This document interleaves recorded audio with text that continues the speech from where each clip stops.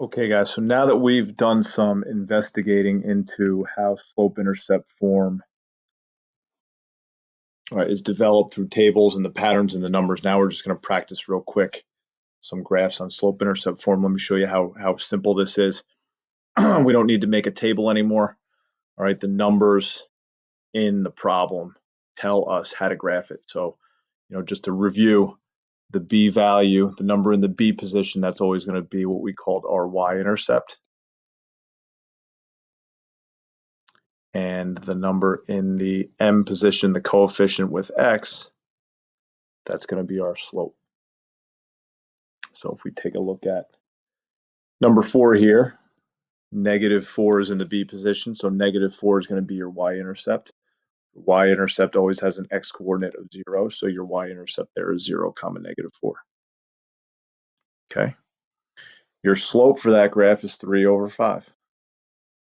So what that means, and you don't have to write it down the way I'm writing it down, but I like to just to stay organized, is that your rise over your run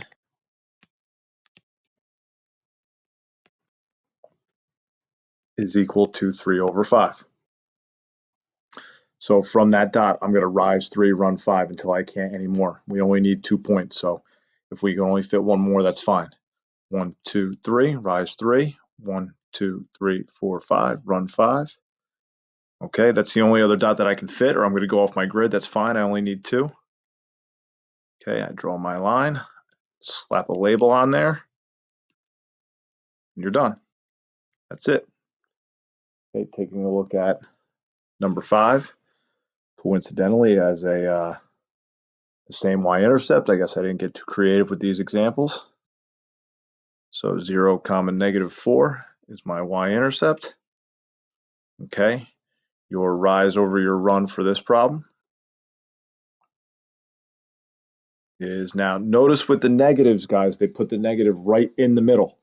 Okay, if the negative is right in the middle, usually the question I get is, Mr. Rankin, which number is the negative? Is it the 1, is it the 5, or is it both? Okay, I can tell you this, it's not both. Okay, it's definitely not both. It's one or the other.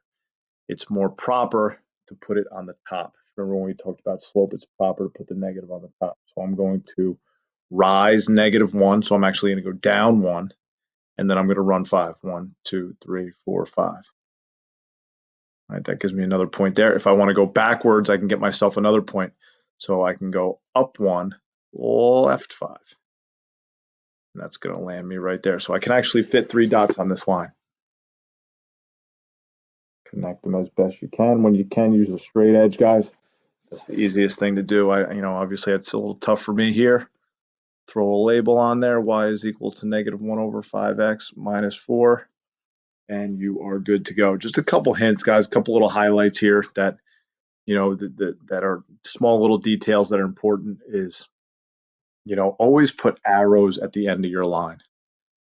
Always put arrows. Doesn't necessarily matter how long you make your line, but you do have to put the arrows.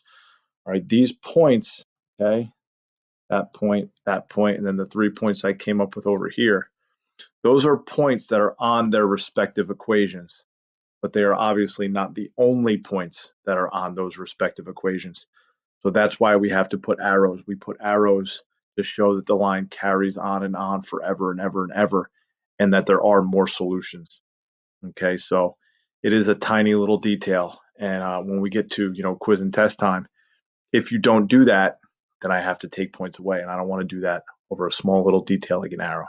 Okay, that's all I got. Slope intercept form.